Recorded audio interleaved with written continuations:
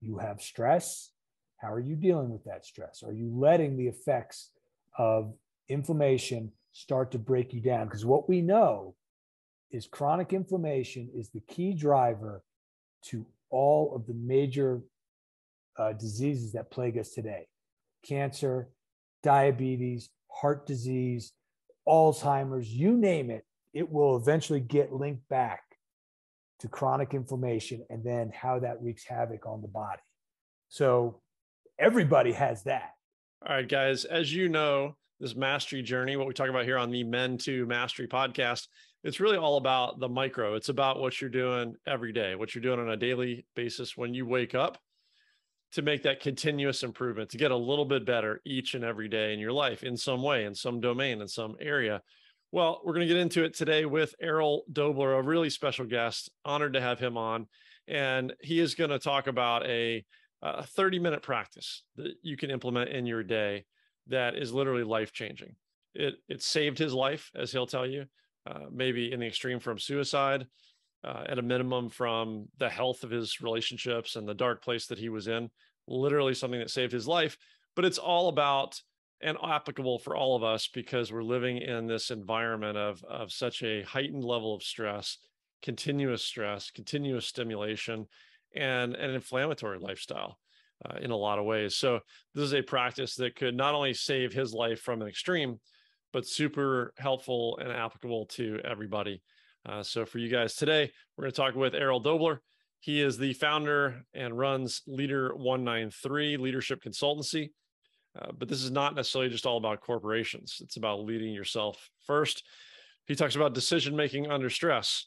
He talks about a wellness approach to leadership. He is a Wim Hof level 2 coach. And his book and his leadership focuses around his 5 elements of effective leadership. So he's launching some new live events and a new online package that we'll talk about here in today's episode. He's just got an incredible story. Awesome guy. You're really going to look forward to this one with Errol Doebler. Let's jump in. All right, we're rolling. I am pleased to have today, let's see, Naval Academy grad, former Navy SEAL, former FBI special agent on international terrorism, and then has launched Leader 193, his leadership consulting company, Wim Hof level 2 coach, all kinds of good stuff. Errol Doebler, pleasure to have you on today, sir. Mike, it's good to be here. I appreciate you having me on. I appreciate you, sir. I mean, you've got a storied and unique history that I can't do justice. So I'd love for you to share a little bit of your background, if you would, with the audience on kind of your journey to maybe into the civilian world, to put it that way. Yeah, for sure. And, you know, one thing that you missed, and I don't highlight it, was I was also a surface warfare officer right out of the Naval Academy before I was a SEAL. I was on a ship. And that was a great experience. It's just not as sexy and exciting as some of the other stuff, but I don't like to do that part of my life in injustice. But no, I left the SEAL teams after an injury on deployment and was medically discharged. And I wanted to stay in the SEAL teams forever. I loved it. I loved it. And so I had to spend a few years in the private sector, licking my wounds. And, you know, just seeing if I was going to get back to healthy, which I by and large did. And then I was in New York City on 9/11, right downtown. I had a business meeting, and, you know, that obviously changed the trajectory of my life like it did so many others. I lost my brother-in-law in the towers. And I just decided right then, I've got to figure out how to get back in this fight. So I got myself medically cleared, which is a whole story that I could share and have people laugh at. But I did. And then I joined the FBI. I applied for the FBI and the CIA, and the FBI got back to me first. And so I went with them. And I loved being a special agent with the FBI. I loved the work. But, you know, the criticism that the FBI is getting today, I say with a heavy heart, is well-deserved. There's a huge void in leadership there, and the culture, they've got work to do on it.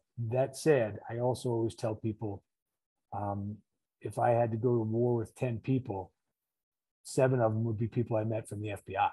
So there are great people, but again, unfortunately, it's probably the 80-20 rule. It's probably 20% of the people making the great cases doing 80% of the work. So I left there, and that was just kind of a moment in time for me. You say, well, if I'm not going to sit around and complain about what's happening. And, so I can do one of two things. I could just accept it and move on, which I didn't really want to do because I felt that strongly about it, or I can go out and do something on my own. And I've got this background where I think I can help people with leadership. So that's what I did. So in 2016, we launched Leader 193, and me and my wife run it. She was in the FBI. She left about a year after I did. For the same reasons we had collectively said we were going to do that. And that's it. Here we are now. Here we are. So that's a little bit of that story. That's a lot of years in a couple minutes. That's it. I appreciate that. A couple of things. I forgot about you were out in the fleet for a while. So that's right. Thanks for bringing that up. And I've seen some of what you've written about your transition from out of the Navy. So when you went in front of that board and you had the injury that disqualified you from further SEAL team service, was that primarily a physical injury, or does that have to do with some of the other healing you've gone through? Yeah, so what it was the injuries. I had some injuries to my arms, right? The ulnar nerve in my left arm had shattered, and that controls all the motor functions in your hand. And it was obliterated. So I didn't have use of my arm. The other arm was broken in some way, shape, or form. So there was just a lot of, but the big thing was, you may or may not get use of your arm again. And, I said, that's fine. I said, but that's not what I'm worried about. I said, I told them, I get these headaches and they're debilitating and they won't stop. This is 1999. And I had another serious head injury before this one, where I had all the other injuries. And, it was just not on anybody's radar screen. And the things I went through from the first head injury, if the Navy put somebody through that today, it would be a national scandal, but nobody was being malicious, right? Hey, rub some dirt on it, get back to work. Oh, you can't move. We got to send you to the hospital for a week. We'll get back to work, as soon as you're done with the hospital. Again, not malicious, just the way it was done. Right. So technically I was discharged for those physical injuries. They mentioned my head injuries a little bit in my package, but that was my concern, because if it was just the arm injury, I probably would have stayed in and just said, look, maybe this will get better. I'll do administrative work. I'll do whatever I can for the cause. But my concern was, if I was going to be out somewhere, whether it's in the field for whatever reason, and one of these headaches happened, and that just crushes you for a day, well, that would be a detriment to the mission. And I just couldn't fathom putting anybody in that position. You can figure out how to operate with one arm if you need to. We do it all the time. That was not my concern. It was the debilitating nature of these head injuries. So, and then kind of the really hard decisions, not the hard decisions, there's a behavioral change that you undergo when you get these head injuries. So I started to make some poor decisions, and now I recognize it was around the head injury. So everything was just coming to an awful head. So I said, I'll take the medical discharge and just try to figure out how to start over. So that's kind of how that went down. Got it. I appreciate the honesty and kind of transparency on that. I'm curious, when did you discover and really get deeper into Wim Hof? How does that timing line up to your career and your life? Well, it was much later. So it was after I started Leader 193. I was doing a retreat, a 3 or 4 day leadership retreat for a company, and the CEO called and asked if I could implement the Wim Hof Method in the weekend. And I said, what the hell is the Wim Hof Method? I had never even heard of it. So he said, look, just call this guy and just get it in the schedule if you could. And I said, well, of course. So I called, Brandon Powell is his name. He was one of the first American trained Wim Hof instructors. And, I remember I looked him up first, and he's primarily a jiu-jitsu guy. He's got his own studio one of the videos on his website was him getting into an ice bath. And, you know, sometimes things just resonate with you. And I'm thinking to myself, what is that?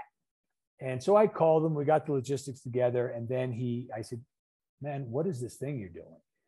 He spent about an hour on the phone with me. And after we were done, I immediately signed up for the process to get certified in the course. And it's a long process. They make you work for it, which is good. And then our event happened. So then I got to go through a live session with him among everybody else. And, you know, I'd already started going through the process of becoming certified. And so at first it was just something I was doing. And I remember my wife said to me when I started doing this thing, she goes, I don't know. And this is before we knew I had a head injury and things like that. So my moods would get very dark, hair trigger temper at some times, but it was something I was always trying to work on. And so she appreciated that. But she said to me, probably less than a week after I started the Wim Hof Method, she goes, I don't know what this thing you're doing is, but you are never allowed to stop. She goes, you are always working so hard to keep your emotions under control, right? Which is all part of the process, my leadership process. And she goes, I really appreciate it, but you actually seem calmer right now. Didn't, you know, it was great. When your wife tells you things are getting better, that's good, right? That's good news. And I did feel better, not really fully knowing why though.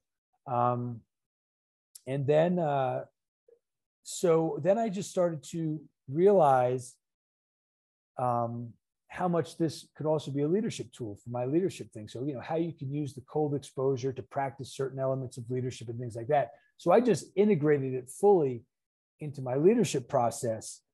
It wasn't until much later when I discovered that I had traumatic brain injury, which was only, I don't know, a little over a year ago, did I realize the full impact that the Wim Hof Method had on letting me hang on, letting me survive, you know, if that makes sense. Yeah, no. I know you're really taking a leadership position in sort of the fight on TBI and awareness and what we know and courses of treatment. And there may be, you know, maybe only a handful of things out there that are kind of leading edge on this stuff. I'm curious. So for people who may not know Wim Hof, he goes by like the Iceman. He's got records for cold exposure, whether that's jumping in a cold lake or going up a snow-covered mountain in shorts and bare feet. But a lot of this was just his evolution into cold exposure, and breath came along with it. And one of the things I love about him and read his book is he just says, like, I'm no one special, right? It's not, this is some unique gift that I have. I can teach it to anyone as he does. Mm-hmm. And I think the main thing I took away from it is his theory, probably talking to some doctors, but from his own just sort of sense of it is that the breath work and the cold exposure, just moving blood, moving oxygen through the body and particularly through the brain, maybe is just allowing our bodies more healing opportunity. So have you felt it both physically and mentally, emotionally? Yeah, it's, you know, the real crux, there's many cruxes to it. And right now, the good thing about Wim Hof is he doesn't do anything without a team of scientists following him around. So all this stuff that I'm going to say is scientifically backed. There are studies, scientific studies that measure the effects of the breathing and the cold exposure. And a lot of it is centered towards resetting our nervous system. Now, it's also clearing the inflammation and from our body, but that's still an effect of stress. So for example, right, when we get stressed, well, that is not necessarily a bad thing. And the inflammation, this thing called inflammation that enters our body due to stress, is also not necessarily a bad thing. Okay, it's there, it serves to protect us in a certain degree. But what we've lost as a society is the ability to bring that back down, right? We liken it to the caveman going out and getting a saber-toothed tiger, right? That's all good. There is stress and there's adrenaline, and that creates this thing called inflammation, but he eventually goes back into his cave, relax, bring himself around, the body relieves itself of the inflammation caused by that stress. Well, we're not doing that anymore. We're just staying stressed, okay? And what the Wim Hof method is allowing us to do is to reset our nervous system voluntarily. Okay, so if we do nothing else, we do some breathing and cold exposure before we start our day, we are not carrying the negative effects of yesterday's stress with us. Okay, and that's keeping us healthier. From a leadership perspective, what does it do? It allows you to think clearly and around the decisions that you're going to be making. So the ability to reset your nervous system, clear the inflammation from your body as it related to my head injuries, what I know now is massive, because you might say, well, Errol, that was a long time between your head injuries and when you started Wim Hof. Yeah, but it was. And there was a clear downward spiral that I was going towards until the Wim Hof method, I was introduced to it. And not even realizing it, I always enjoyed the cold water anyway. So I would swim in the ocean in the winter and things like that because I enjoyed it. So I was kind of already doing it a little bit without realizing it. Okay. But not, so anyway, if you think about it, when you've got that head injury, right? Well, that's a physical injury. Inflammation goes to that as well to protect it. But then if you're not clearing it, it starts to become chronic. Okay. You start to have mood swings. You start to behave a certain way. Now you're not happy with how you're behaving because I'm certainly aware of it. And now I'm getting hard on myself, and that's creating more stress. And it is a never ending awful cycle. Okay. Until you can reset your nervous system and start just every day going, okay, I'm going to try to have a better day today. You may or may not have a better day today, but at least you're starting from ground zero. You're starting from a place of neutrality, and that's a good thing. So that's kind of where the Wim Hof method for me was a lifesaver. And that, even just in that first week where maybe you weren't even noticing it yet, but your wife was already noticing it, were you just doing the breathing part of it at that point, or were you also working in the cold exposure every day? Also the cold. I was doing, so that was a part of, I had started, so the first part of the breathing, and then immediately followed by the cold exposure. So I was completely locked in. So I was doing the whole process. Is there a minimal viable dose daily? How many minutes you're breathing if you've got a super busy day, and does the water have to be a certain temperature, or is it all kind of relative? Yeah, no. So there is a minimum. What they're saying, the studies are saying that for the breathing portion, it's a minimum of 20 minutes before you get to resetting your nervous system. The breathing technically is a more powerful proponent element of the Wim Hof method than the cold. Now, the cold is incredibly effective, but for example, if the breathing equaled 2 and the cold equaled 1, them together don't equal 3. Doing them together equals like 5. But they found that the breathing is a more powerful thing. So 20 minutes minimum, and it's, technically you need to do that every day if you're going to really reset every day. The cold is a little different. You don't have to get into an ice bath, right? And the studies are showing, I think the last study I read was you could do 3 showers a week if the temperature is warm as 58 degrees for 30 seconds each time, and you're going to start to get the benefits of the cold happening. So it doesn't have to be this extreme thing. Now, obviously you can accelerate that process by being colder, right? And doing it more frequently. But also what they're showing is the effects of the cold can last up to 5 days. Okay. So, that cold is still kind of working your physiology and helping to exercise that nervous system. Like we just talked about, going from, adrenaline back down to calm, right? That's exercising your nervous system. So those are kind of the parameters around it. If, like anything else, if you want it to have the maximum impact, do yourself a favor, set aside 30 minutes a day, right? 20 minutes of breathing, and then whatever time it takes for you to get into a cold shower or an ice bath, and now you've done, right? So that's those. Does that kind of answer the bare minimums of the whole thing? It does. No, I appreciate it. And I want to get into obviously some of how it benefits, how it's benefited you, what your doctors have said, and from a leadership perspective. But while I had a coach on it, I wanted to ask that question. I think about it.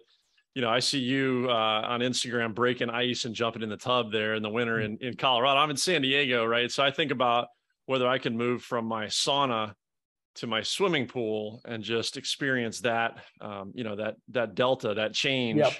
And whether that kind of stimulates a similar thing, even if the water is, I don't know, 55, 60 degrees, 65 degrees. Yeah, it does. It helps, right? Because it's really, it is the delta that you talk about. Okay. And that helps work the physiology as well. And we'll kind of explain what we mean by working the physiology and the benefits of that. But so yes, if you're going what you just described, that is going to help. Okay. But the real power in resetting your nervous system through the cold exposure and the breathing is the jump in your heart rate initially, right? You're literally going to fight or flight. Okay. You step in that cold water, or the breathing also brings you to that point because it's a very aggressive breathing technique. So when you just shoot up that adrenaline level, that fight or flight, okay, that's something that you really get going into the cold. Okay. And then when you learn to remain calm, okay, there's two elements to it. Let's just say you're in there gritting it, right? That's fine. That's not how we want to do it. You're still getting those physiological benefits. When you get out and when you get warm, you will start to calm yourself, right? You'll get calm and you go into that rest and digest mode, okay? That reset, okay? So that's the technical extreme. So yes, going from hot to cold is good, but the question is, how much does your heart rate? Are you really into fight or flight when you're going from sauna to maybe 55 degrees? A little bit. So again, a little bit, yes. So it will work, but that's the spirit behind what we're doing. Now, what I like to employ, and when I bring people through my seminars and leadership and how we apply it, is let's go ahead and get into the ice bath, get that fight or flight, recognize it, that whole thing, but then let's get calm while we're in the cold, right? Let's get that heart rate down. And now let's exercise the nervous system in that really, really extreme moment of ice bath.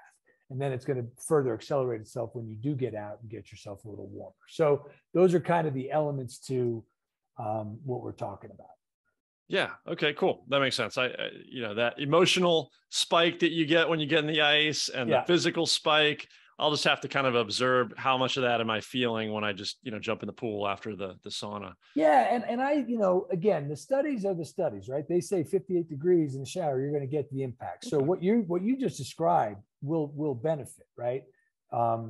I just like to go to not the more extreme end. I like to go to that type of extreme place to show people what they're capable of. Okay. And then it will accelerate that process. If I could just, share the physiology, when we say exercise the nervous system, these are not throw out terms, right? What does it mean? Let's talk about COVID, right?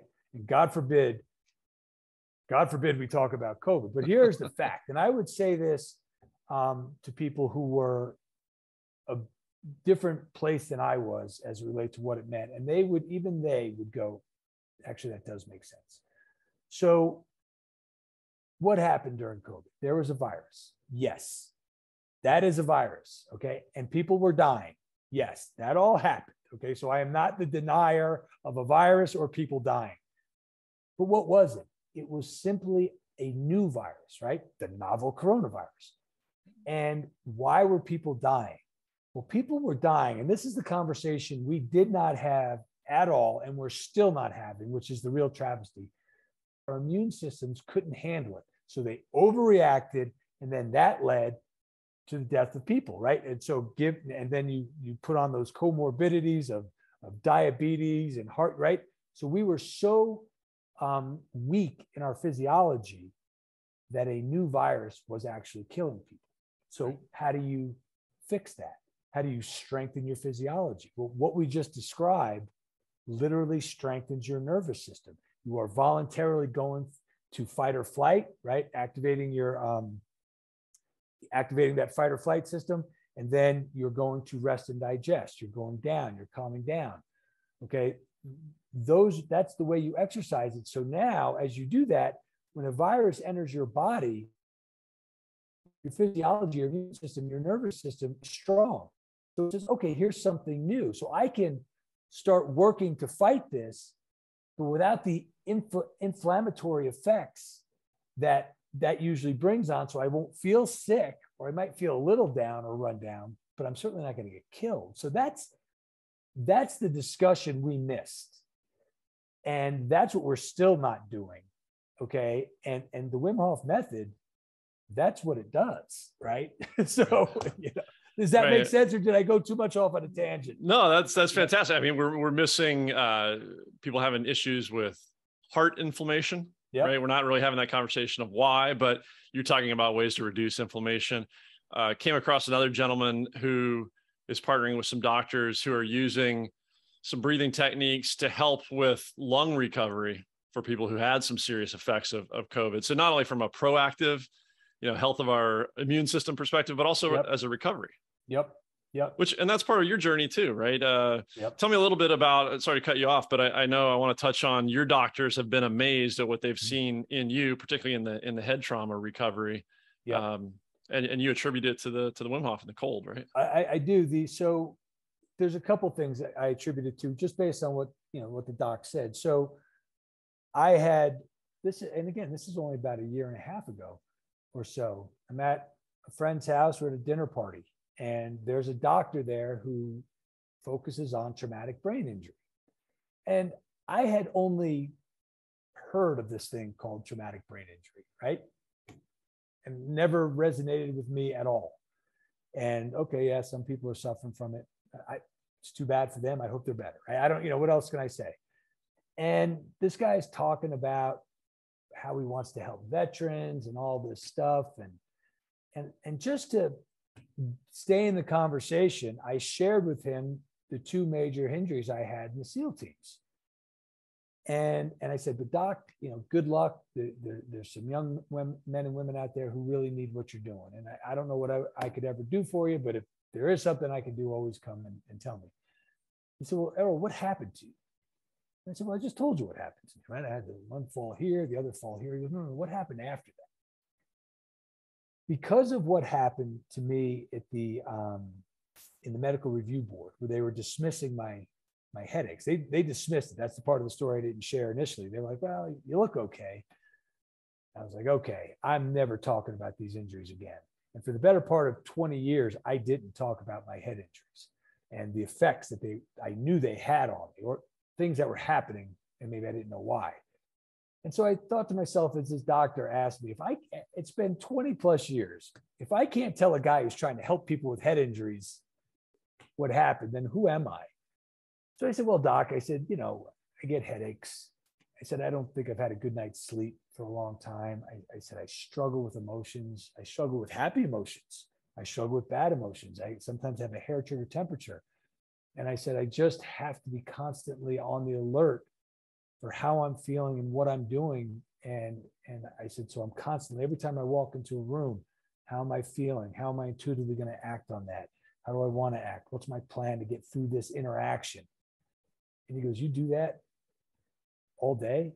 I go, yeah, I do that all day, because if I don't, I'll start acting in ways that I know are terrible. And I said, he goes, well, that sounds exhausting. I said, it is exhausting, but I have no alternative. So he says, well, why don't you come in for a scan, a head brain scan? So, I said, okay. I almost didn't go, because I told my wife, we're sitting there the night before, and we're, outside looking at the beautiful, Colorado sky. And I said, I don't think I want to go. And she said, well, okay, why not? And I said, well, what happens if there's nothing wrong with me? What happens if he doesn't find anything? What happens if I'm just a raging asshole? And, now I've got no excuses left. I didn't mean it all exactly that way, but there was a fear of, what is he going to find, or what is he not going to find? But I went, and he did this thing called a WAVI scan, which measures the energy in your brain. So takes the brain scan, and he just goes, wow, this is pretty interesting. He says, all right, you see the blue around your brain? And there was just a ton of blue. And I said, yeah, of course I see it. He goes, okay, that The blue indicates that part of your brain is dormant. It's not working. And that's indicative of severe traumatic brain injury, which you have. And he goes, the part of the brain that it's affecting for you is your ability to regulate emotions. So I could have left right then and there because there was an explanation. I was injured and I didn't know it. And that's why I had all these struggles for so many years. And I said, okay, doc, I appreciate that. Thanks. He goes, well, I'm not done. Because you see this heart and brain wave, sine wave, in perfect sync. I said, yeah. He goes, well, that's your heart and brain wave in perfect sync. Right? There's two sine waves that were, and he goes, that's usually we see that in people who are very meditative and reflective. And so I shared a little bit about, again, I reminded him, well, you remember, I'm always talking about my emotions and things like that. And I'm always trying to get a hold of them. He goes, okay, that makes sense. We're still not done. You see the red part in your brain in the perfect alpha state. He goes, that means you're alert and aware, but you're calm and you're measured. He goes, it's the perfect state for the brain to be in. And I was like, okay, I'm awesome. Thanks. And he was like, you're not understanding what I'm telling you.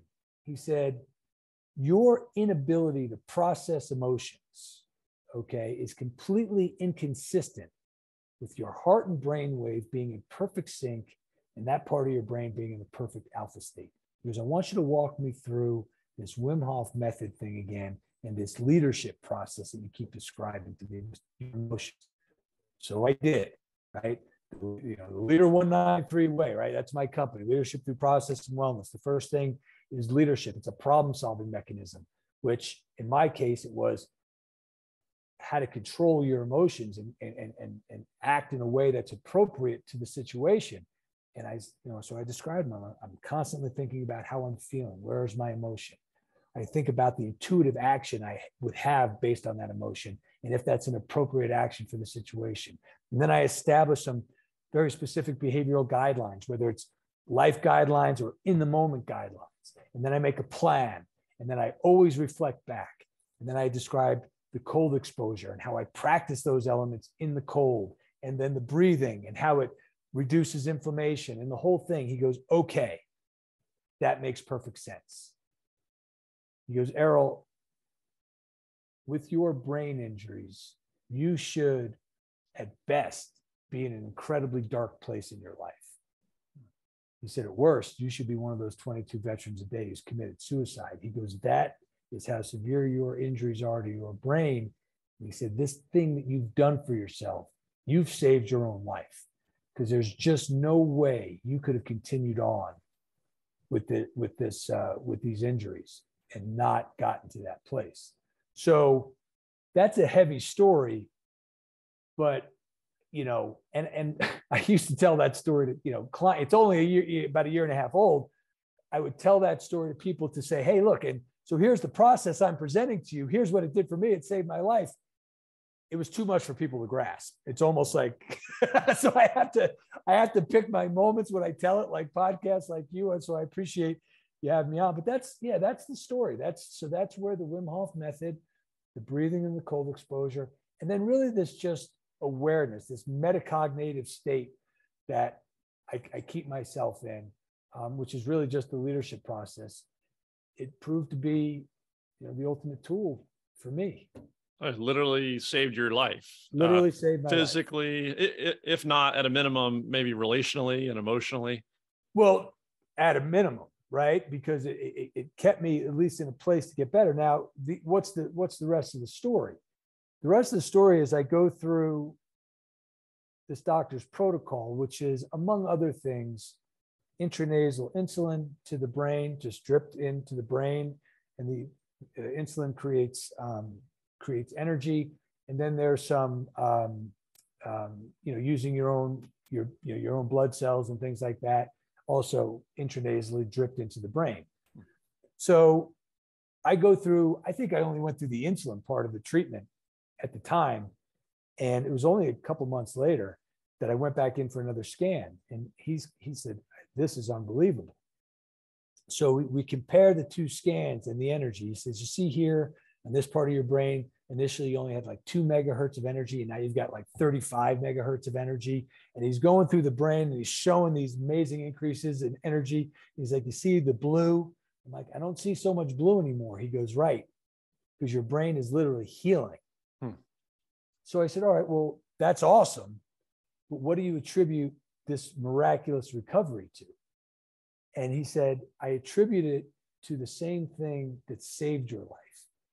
So this process that you did, you had so primed your mind, body, spirit, and soul to get better. You were so ready for a massive healing. All you needed was one small catalyst, and we gave it to you. And then your brain exploded with energy. And you want to talk about life-changing, right? I'm 54 years old. You start to think, well, this is it. I am what I am. I'm not. What my wife will say is, you are not the same person I married, but I only mean this in the best way. All of the great things about you have just gotten greater, and those really dark areas have started to disappear. So I'm working with this group who's doing these formal studies. They need funding. So, everybody talks a big game until you call them and you say, well, if you want to put your money where your mouth is. But, I told them I would try to help them raise some money. They obviously have their own arm that tries to do that. But this is something that needs to be everywhere. It's non-pharmaceutical. There's no side effects to it. And it's not big pharma. And I hate to sound like a conspiracy theorist, but I know for a fact that this was out there at one point, this intranasal insulin, and it was sold to one of the big pharma companies, and they stomped it out, right? They buried it because they knew it would dig into their pharmaceutical sales. And that's a fact. So anyway, I don't mean to get too far off course here, but I mean, unfortunately, breath is free. Right. So that's right. That's free. That's kind of the ultimate. I wonder, you touched on such a crazy problem that we have with veteran and first responder suicide. And I don't know what the numbers are for society at large, but I know it is a problem, period. Yep. And I don't know much about TBI, but I often wonder, in your case, you had 2 egregious, direct identifiable head injuries. Yep. And then you have other people I know that have gotten out of the service, like a breacher or somebody who just has more of a cumulative type of injury. And then I think about, those of us just kind of civilians, whether it's through sports or other falls or combatives or whatever it is, how many of us are carrying some level of this that would benefit? And certainly even if we don't, right? So that's the question I want to come to is, folks that are out there going like, well, maybe I don't have a head injury. Why do I need to jump in an ice bath or practice some breathing method from this guy? Or why do I need a guy that is as specialized and experienced as Errol to teach me about leadership? How does that apply to my civilian life? How does it apply to my business life? Yeah. And so there's a lot to what you just said. I'm out here in Colorado now. People have skiing accidents all the time. They just fall down and hit their head. It doesn't have to be falls from 30 feet and 10 feet onto concrete. It doesn't have to be that. Okay. It just so happens that mine was that severe.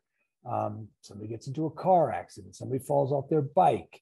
Somebody walks into the wall at night when they're going to the bathroom and they're too whatever it is, right? We just don't know what's happening to us and the effects. Everybody's different. So maybe not. Somebody's listening and go, well, I've never hit my head. I'm good. Well, go back to the beginning of our conversation. You have stress. How are you dealing with that stress? Are you letting the effects of inflammation start to break you down? Because what we know is chronic inflammation is the key driver to all of the major diseases that plague us today. Cancer, diabetes, heart disease, Alzheimer's, you name it, it will eventually get linked back to chronic inflammation and then how that wreaks havoc on the body. So everybody has that. right? It's kind of a good point too, right? My story is so sometimes overwhelming to listen to, like, oh my God, this traumatic brain injury, he should have killed himself. And yeah. That's the worst case scenario. The regular thing is just the daily stress that we go through. Everybody does that. It's the same process. It's still the same process, right? And from a leadership perspective, this process allows you a way to think about things differently, right? In every scenario, whether it's big or small, right? I'm walking into a room and I see somebody I don't like. I'm a CEO of a business and we've got to downsize or we've got to expand. It's all just a problem set, okay? And you can't realistically tackle any problem set if your mind is so cluttered and engaged with this information due to stress. You can't think clearly. So how do we do that? Let's get into the cold. Let's get our breathing, clear our mind, get our nervous system to even, and now have a clear way to solve problems. That's for everybody. That is for everybody. Absolutely, everybody. And we're all the diseases you mentioned, these are all 20th, 21st century diseases that have come along with the way that we're eating, right? Inflammatory diet. And then just inflammatory lifestyle, right? We are upregulated all the time. We are stimulated all the time. So all that is just bad. You've got a way to help start to downregulate that and neutralize it. Yeah. And one of the questions I get a lot is, well, what about just exercise? And my answer is yes, exercise, of course, because we know exercise and diet, right? Good diet have an anti-inflammatory effect. 100%. Do yourself a favor. But then you hear stories, well, yeah, but my friend was 48 years old and they did triathlons and all they ate was lettuce. And then all of a sudden they're afflicted with cancer, right? We've all heard those stories. So what's the point? Now, I'm not going to speak to it directly, but here's what I'd say to those people. I go, I don't know your friend. Okay. And I don't know this person, but here's what I do know. I know that there was probably a certain amount of stress in that person's life. And the reason they got so far was because of their exercise and healthy diet, right? It staved it off. Okay. Right. But eventually, if you are just living in a state of constant stress, that is going to overtake even exercise and diet at a certain point. Okay.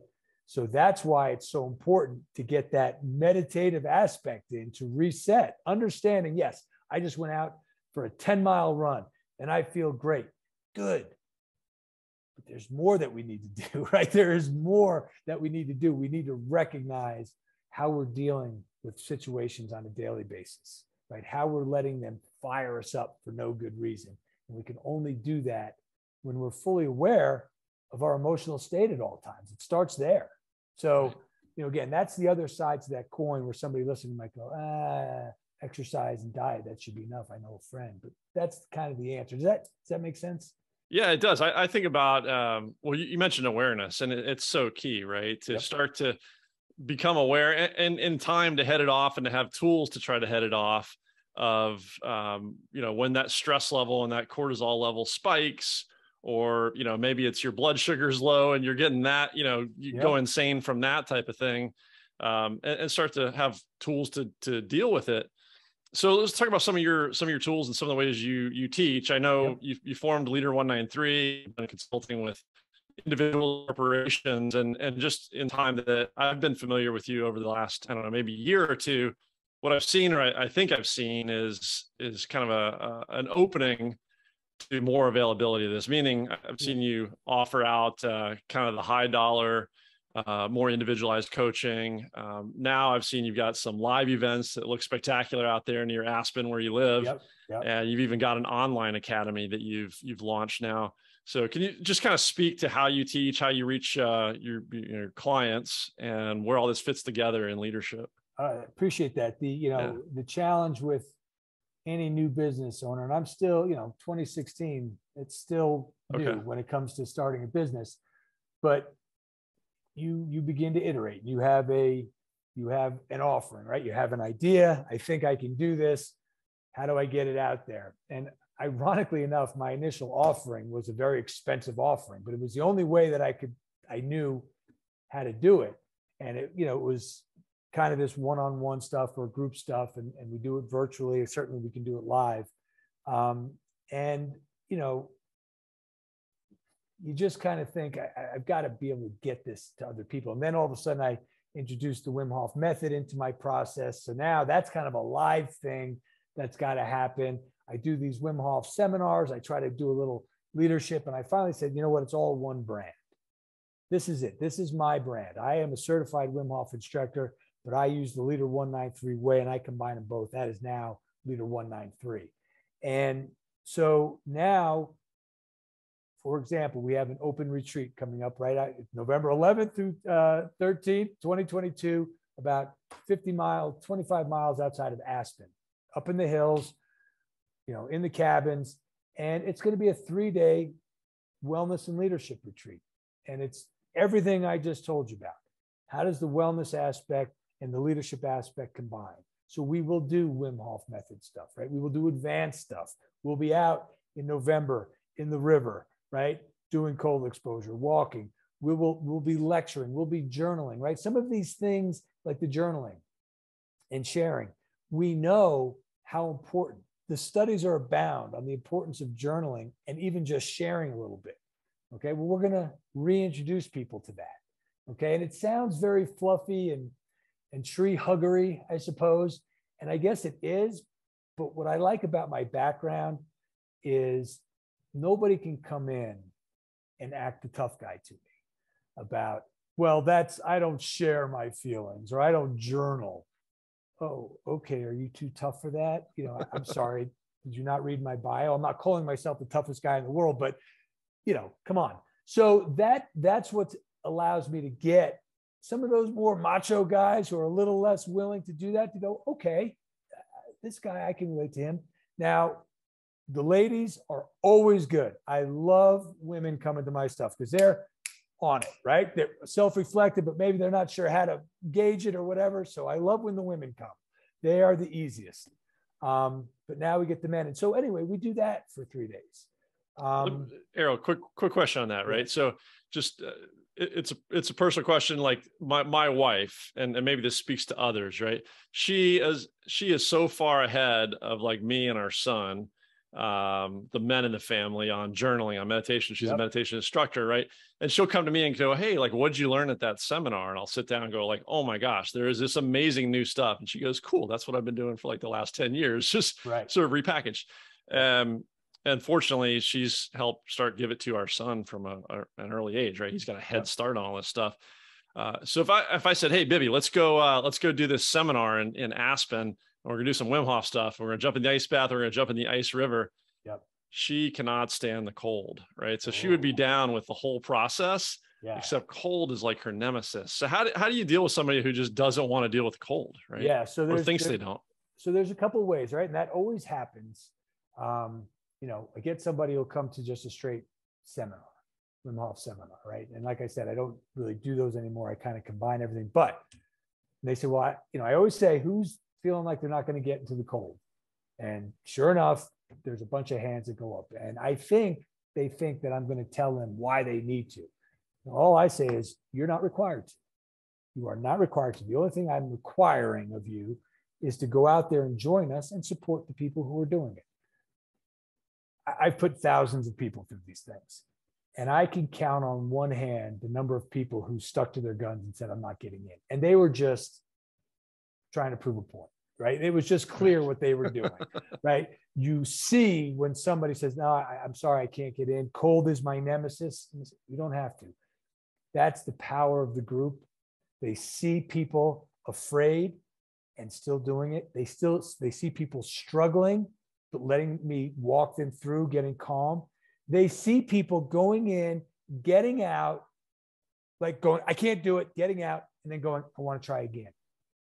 The power of that, for somebody just to sit back and go, I can't even try. So people get in.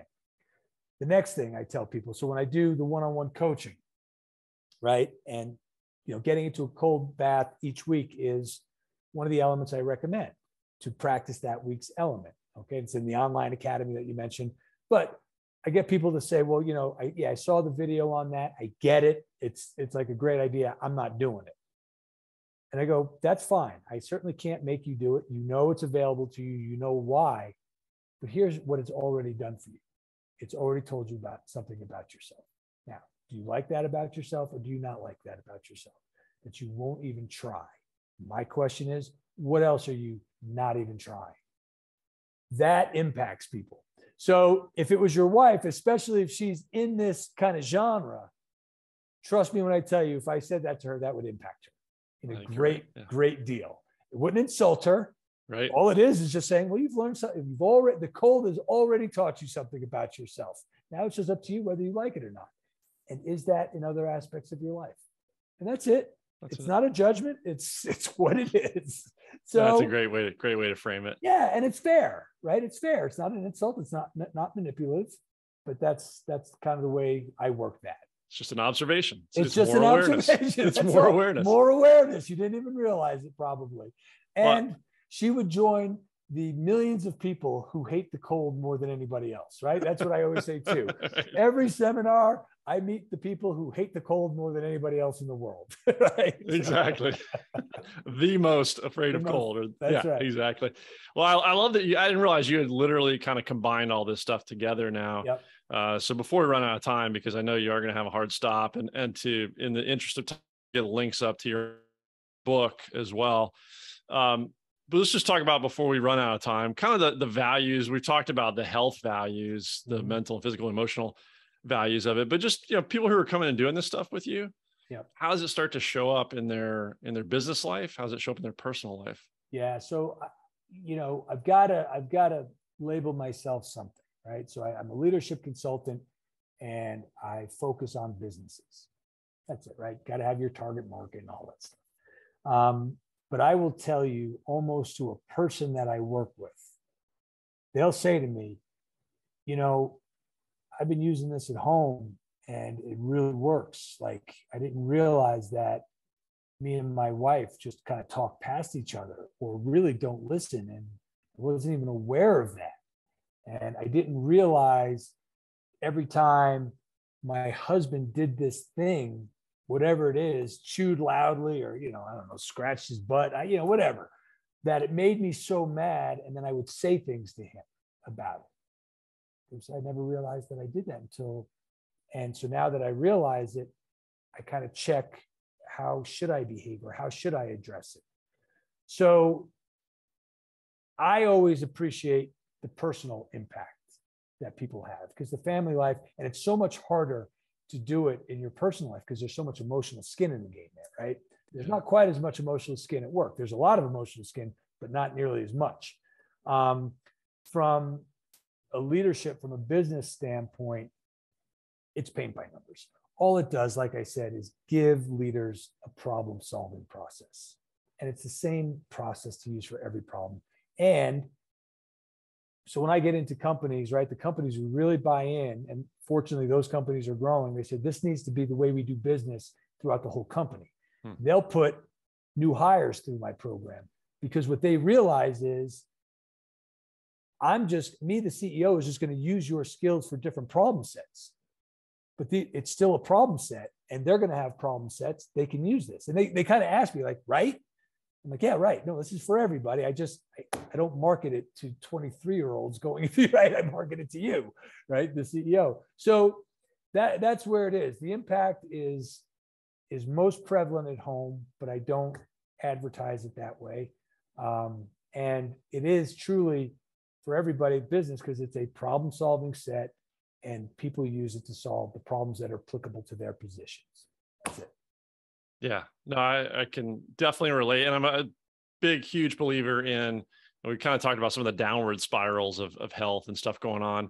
This thing is an upward spiral, right? You work on yourself and it shows up in your business, and you work on your business and it shows up at home. And these are amazing tools you've got. And it's cliche for a reason, right? Yeah. Leadership starts from the inside out, starts at home, right? And then your tentacles go out. Yeah, the reason we keep hearing it, the reason that never goes away is because it's true.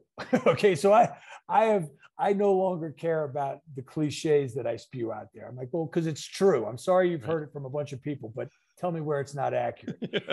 Okay, it is. Can you just phrase it a different way? Yeah, sure, I can phrase it a different way. Yeah, we'll just put a different brand on it. That's right. That's right. All right. And just to put a point on that, Errol, so the online academy, Leader 193 online that you launched, I know it's about a $250 program, and it's self-directed, but it is how long generally? Yeah. So and that's what we did, right? So this is version 3 of the video series that I did, but we finally got it done professionally so we could put it on the shelf and have it at a good, reasonable price point, right? Because I've got a lot of people who follow me who just simply can't afford the individual coaching or even the group coaching, right? It's they just can't afford it. And I just wanted to get something to them. And all it is, so if me and you, Mike, were to go through my 8-week course, okay, that included the one-on-one coaching, you would go through the same video series that is on this $250 off the shelf thing. The only difference is we interact about it. Okay. So you get, it's obviously more impactful if I'm walking you through and like, I didn't really get this one thing. And then we talk about it. That's where the money value is. But anybody who goes to the online academy, and it includes the wellness portion, the Wim Hof Method, every week shows you an ice bath and what you should be thinking about during the ice bath, and so on and so forth. And the whole, all my stories about where this process came from. Here's where, when I was in combat, emotions were so important, right? And it highlights the impact that it had in a real dangerous situation. So the Leader 193 Online Academy, it's up now. It comes with an app. It comes with your own personalized Leadership by Design webpage. And what we're about to put into place is people who sign up. I'm going to do 2 calls a month for all the people who sign up for the online academy so they can get access to me. There might be 5 people on the call. There might be 200 people on the call, but it's something. So that's kind of our newest, latest and greatest thing. 100%. I really appreciate you packaged that and made it so accessible. And I appreciate what you're doing for the community, for the world. Errol, I'll talk to Bibiana about this ice bath thing. Maybe we'll see you out in Aspen in November. Well, we'll sell it out. I know you follow along. So we're going to have the itinerary to that out in this week, probably. We'll send it out and people will be like, this is solid. So maybe we'll see you there. Solid work. Hey, all right, Errol, thank you so much for your time. No, absolute pleasure. I appreciate it. Appreciate you. Take care. All right. I want to say a special thank you again to Errol Doebler taking the time. He's got a busy schedule right now. I really appreciate him jumping on to share that story, share that knowledge with us. He's doing special work, not only for those who go train with him through Leader 193, whether it's their corporate academy, one-on-one group coaching, live events like he has coming up in November that he mentioned, or even now super accessible, the Leader 193 Online Academy.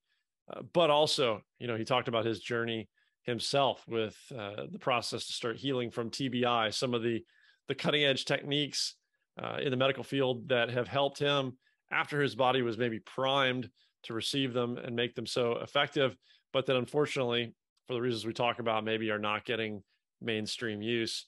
But he's out there. He's helping promote it, not only by way of his own story. I know he's gone to speak to members of Congress. So he is he's not only living it, applying it, but he is out there doing the work around it as well. So I thank him for that. Again, I thank him for the time today. I hope you guys enjoyed this one as much as I did. He's easy to find. You can certainly search him up, follow him on Instagram. He's always got great stuff, especially playing around in the cold and the ice out there in Colorado. Beautiful scenery. Awesome dude. But if you can't find him or you have any trouble, get in touch with me, and we will certainly have all the links to all that I mentioned up here on the show notes to this episode for his website, his offerings, his services, and his social media. All right, guys, that is it for this week. Got another awesome guest coming up to roll out for you next week. Thanks for being here. As always, I super appreciate you, and I want you to get back out there and get after it. Some breathing and some cold this week as well. See you guys next week.